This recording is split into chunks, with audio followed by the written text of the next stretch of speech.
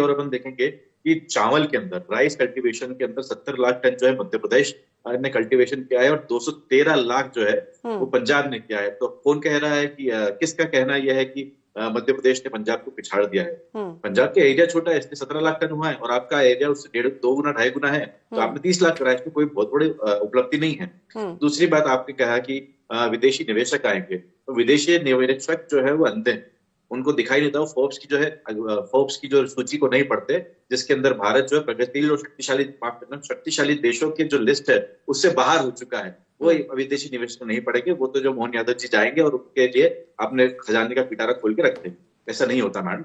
होता यह है कि जब भी कोई विदेशी निवेशक आता है तो वो देखता है कि देश में लॉ एंड ऑर्डर की स्थिति क्या है, देश के अंदर जो सरकार है उसको कितना काम करती है, देश के अंदर मीडिया जो है वो कितना स्वतंत्र है, वो देखता है देश के अंदर जहां पर हम निवेश कर रहे हैं वहां पर हमारी सुरक्षा के क्या प्रबंध है, वो देखता है कि यहाँ पर घूसखोरी और करप्शन कितना है, तो उसके अंदर दावा अव्वल है। कौन आएगा? मैं आपको बताना चाहता हूं कि जिस प्रकार योगेश जी ने कहा, मैं उनके बिल्कुल बात को वो नहीं करता, लेकिन हाँ उनकी जिम्मेदारी है कि उनको बोलना पड़ेगा उनकी पार्टी के लिए। जिस प्रकार हमारे नेता कुणाल चौधरी जी ने कहा कि देश की धरोहर, प्रदेश की धरोहर को औने पौने दामों के ऊपर लोगों को देने का जो स्कैम चला रही है भारतीय जनता पार्टी मध्य प्रदेश के अंदर, ये वही चल रहा है। और जहां तक की बात है, पिछले 20 सालों के अंदर जितने भी इन्होंने जो है इन्वेस्टर सबमिट किए हैं, रीजनल इन्वेस्टर सबमिट अभी साल भर के अंदर 5-6 हो चुके हैं। तो ये जो इस प्रकार के जितने भी रंगारंग कार्यक्रम आप कर रहे हैं उससे आपने पाया क्या?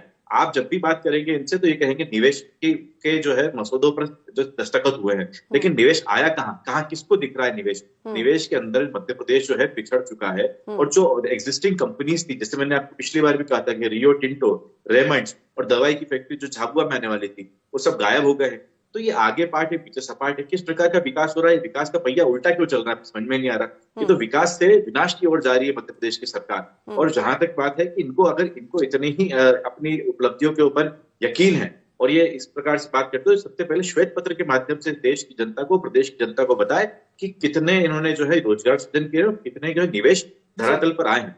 कुल मिला के बाद ये भारतीय जनता पार्टी सिर्फ झूठ कहती है, झूठ के गुब्बारे को झूठ के जो है पतंग उड़ती है, इनकी हवा में बहुत ऊंचाई पे दिखती है, लेकिन धरातल पे आप देखेंगे तो नीचे से इसकी डोर कटी हुई है। दूसरी बात, आप कहते हैं कि हमने निवेशकों को प्रोत्साहित करने के लिए इतना काम किया, तो क्यों आपकी पहली जो साल भर पहले इनकी पहली जो है निवेशक सबमिट हुई थी मोहन जी के कार्यकाल में, उसके अंदर क्या पाया है वही बता दीजिए। 20 साल का मत बताइए, पिछले साल का तो बताइए।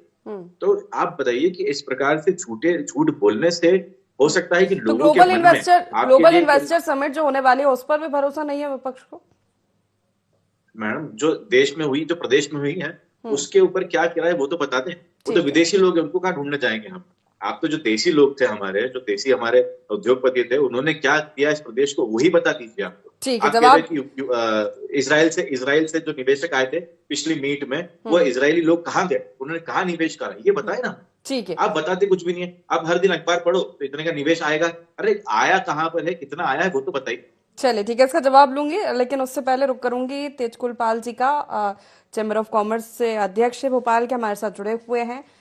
सर, जिस तरह रीजनल इंडस्ट्री कॉन्क्लेव, ये हमने देखा कि मध्य प्रदेश में एक नया कॉन्सेप्ट अपनाया गया निवेशकों को आकर्षित करने के लिए कि हर रीजनल स्तर पर कॉन्क्लेव की जाए, ताकि जो भी जैसे क्षेत्र की विशेषता है वो निवेशकों को बताई जाए, ताकि वहां पर उसी को लेकर उद्योग स्थापित हो, वहां के स्थानीय लोगों को इससे रोजगार मिले। सबसे पहले इस नीति पर आपकी क्या राय है, कितना बदलाव आ रहा है?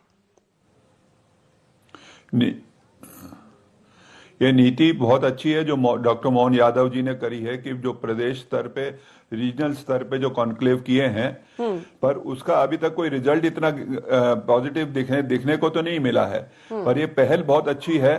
हो सकता है समय लगेगा इस चीज को, पर जो अब इंटरनेशनल ग्लोबल मीट होने वाली है उस पर हमारे को काफी, हम व्यापारी वर्गों को के लोगों को और इंडस्ट्रीज को भोपाल के काफी उम्मीदें हैं कि यहाँ पे अच्छे लोग आएंगे, अच्छे बड़े इंडस्ट्रीज आएंगे और अपना निवेश करेंगे और अपने सेटअप्स को यहाँ पे जमाएंगे। मेरा कहना है कि मध्य प्रदेश में अपार संभावनाएं हैं।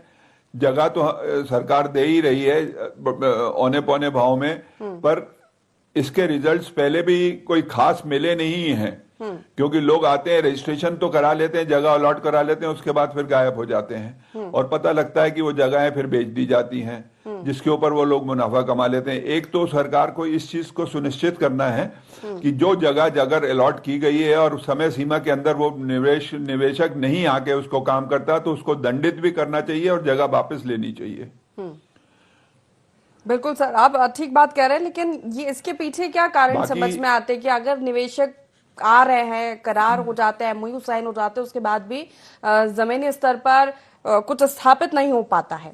हालांकि कई बार इस पर चर्चा हुई है तो समझ में आता है कि इंफ्रास्ट्रक्चर, रॉ मटेरियल्स, कनेक्टिविटी, बिजली, पानी, ये तमाम चीजें हैं जो बहुत महत्वपूर्ण है किसी भी क्षेत्र में इंडस्ट्री को स्थापित करने के लिए या फिर उद्योगपतियों को आकर्षित करने के लिए। और जिस तरह सरकार कह रही है कि मध्य प्रदेश तैयार है इन सब चीजों के लिए, अब सारी व्यवस्थाएं ठीक हो चुकी है और माकूल माहौल उद्योगपतियों को दिया जा रहा है, इसलिए वो आकर्षित होकर निवेश के लिए मध्य प्रदेश में तैयार हो गए हैं।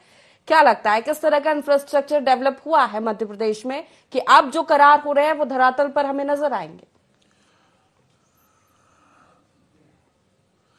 निश्चित रूप से पहले से तैयारियां ज्यादा कर ली गई हैं और कानूनों को, इंडस्ट्रियल कानूनों को थोड़ा लिबरलाइज होना पड़ेगा, इनको सिंगल विंडो के पैटर्न पे जाना पड़ेगा और इसके बाद अगर इंडस्ट्रियलिस्ट को ये सब चीजें सूट करती हैं तो ही तो आके वो एमओयू साइन करता है।